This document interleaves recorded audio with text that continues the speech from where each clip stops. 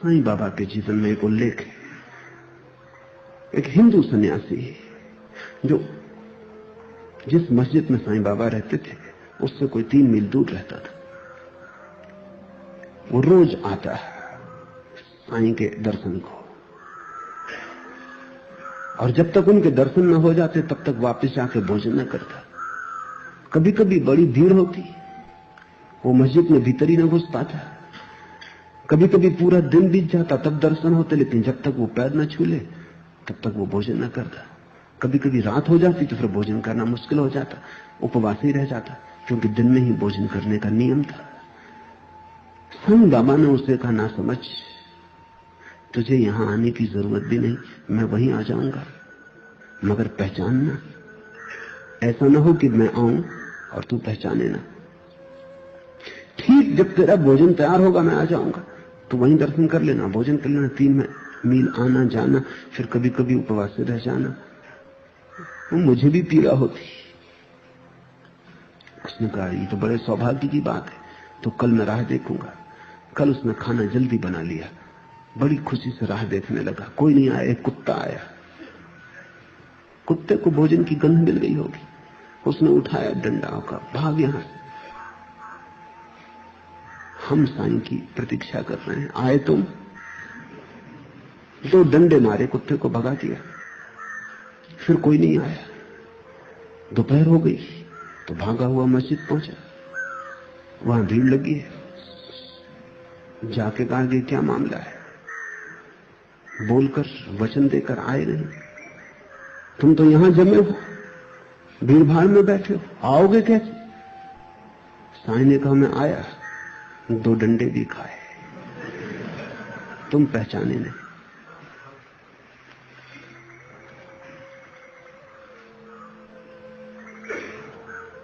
घबराया सन्यासी, 2 डंडे? उसने कहा, कुत्ता आया था महाराज। साईं ने कहा, वो मैंने पहले ही कह दिया था, पहचानना, आऊंगा जरूर। किस रूप में आऊंगा? उस समय कौन सा रूप सुलभ सरल होगा आने के लिए? ये तो समय समय की बात है। उस समय यही मौजूद था कि कुत्ते के शकल में आऊं। कोई दूसरा रूप उस वक्त भर दोपहरी में उपलब्ध भी न था, वो कुत्ता ही वहां था। सो हम उसी पर सवार हुए। रोने लगा सन्यासी। उसने कहा, एक दफा भूल हो गई, एक मौका और, कल चाहे कुछ भी हो पहचान लूंगा।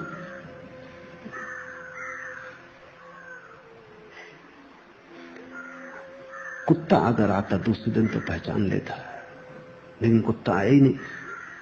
अब उसको पता था, दो की प्रतीक्षा कर रहा था, साईं बाबा सीधे आ जाएं तो ठीक, नहीं तो कुत्ते की राह देख रहा था। कुत्ता आया ही नहीं। अब कुत्ते भी कोई भरोसे के थोड़ी, मौज की बात, आ गया नहीं आया। आया एक भिखमंगा, कोढ़ी। चुप हो गई। फिर उसकी बात आ रही थी, भयंकर दुर्गंध थी,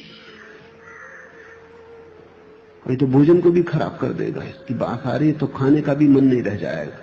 वमन की इच्छा होने लगी उसको देखकर। कहा कि भाई जा, यहां आने की कोई जरूरत नहीं, यहां अंदर प्रवेश भी मत करना।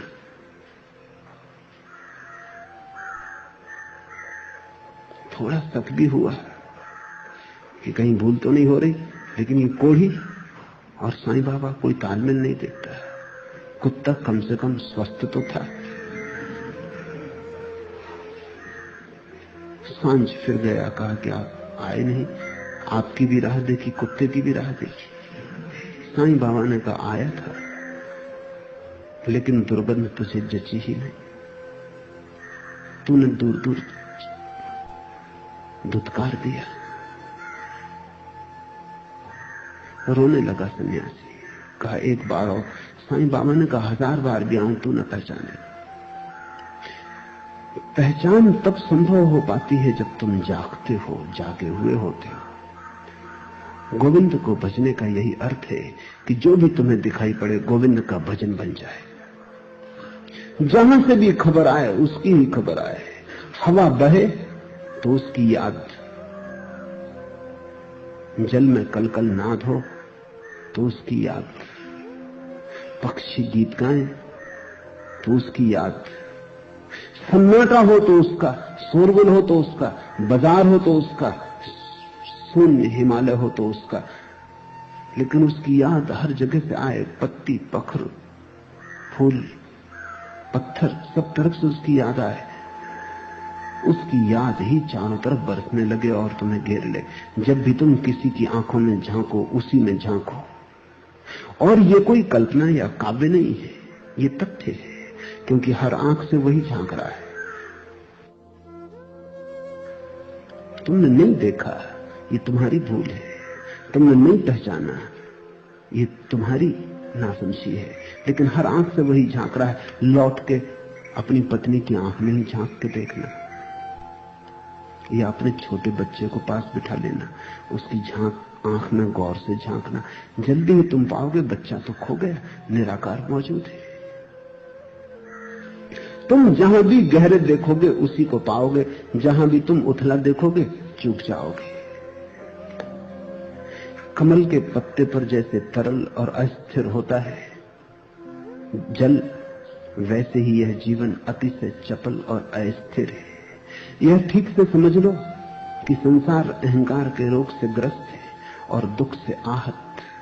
अतः हे मूढ़, सदा गोविंद को भजो। यहां तो सब बहा जा रहा है, प्रतिपल भागा जा रहा है, यहां कुछ भी स्थिर नहीं। इस अस्थिर पर भवन मत बनाना। इससे तो रेत भी कहीं ज्यादा स्थिर है। ये संसार तो जल की धार है, इस पर भवन मत बनाना, अन्यथा पछताओगे। स्थिर को खोजो, सदा उस पर नजर रखो जो सब बहाव के बीच में भी ठहरा है। गाड़ी चलती है, चाक घूमता है, लेकिन कील ठहरी रहती। कील पर नजर रखो, कील में तुम उसे पाओगे, चाक में संसार है। संसार का अर्थ ही चाक है, इसलिए हम उसे संसार चक्र कहते हैं। वो घूमता चला जाता है, लेकिन जिसके सहारे घूमता है वो कील स्थिर है। अस्थिर को भी होने के लिए स्थिर का सहारा चाहिए, झूठ को भी जीने के लिए सत्य का सहारा चाहिए, स्वप्न के घटने के लिए भी सच्चा दृष्टा चाहिए, अन्यथा स्वप्न भी ना घट सकेगा।